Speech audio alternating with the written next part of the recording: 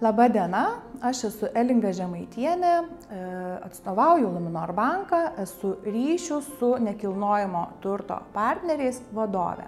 Mūsų šiandieninė tema – rekomendacijos klientui perkant būstą su paskola dėl įsirengimo ir biudžeto nusimatymo.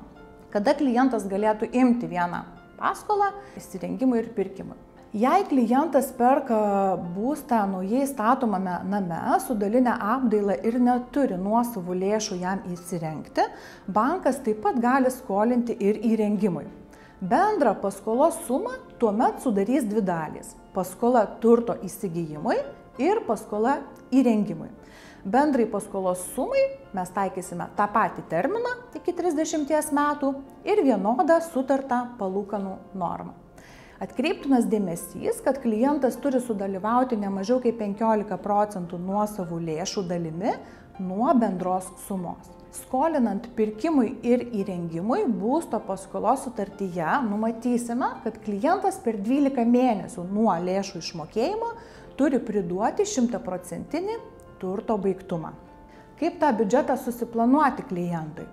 Sužinoti visą darbų sąmatą prieš juos pradedant būtinas būsto apdailos projektas. Jei projekto nėra, sąmata telieka orientacinė. Patariame apdailos projektą parengti kartu su specialistais, įsivertinant išplanavimą, pritaikomą inžineriją, kaip stovės baldai, nes tai pavyzdžiui svarbu sprendžiant elektros išvedžiojimą, taip pat lubų, sienų apdailos sprendimus, santechnikos sprendimus. Iš anksto paruošta sąmata ir projektas leidžia koreguotis finansinės galimybės ir poreikius. Gal kur nors pasirinkti taupesnį variantą ar priešingai.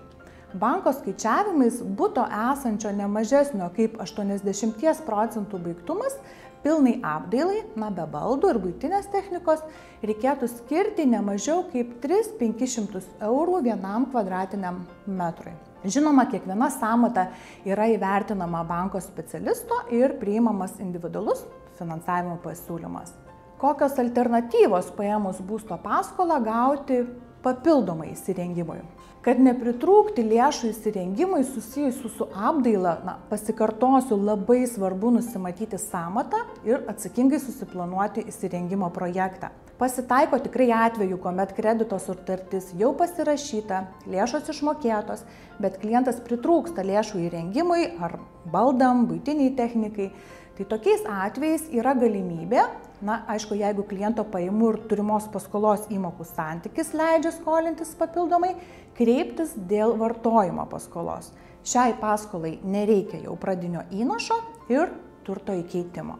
Todėl iškilus klausimams tikrai kviečiu kreiptis į Luminor banko specialistus, aptarsime jūsų individualią situaciją, nusimatysime veiksmų planą, galėsime pagelbėti parodydami pavyzdinę sąmatą, kaip galėtų atrodyti, ir aišku, susitarsime dėl konsultacijos ir ateityje.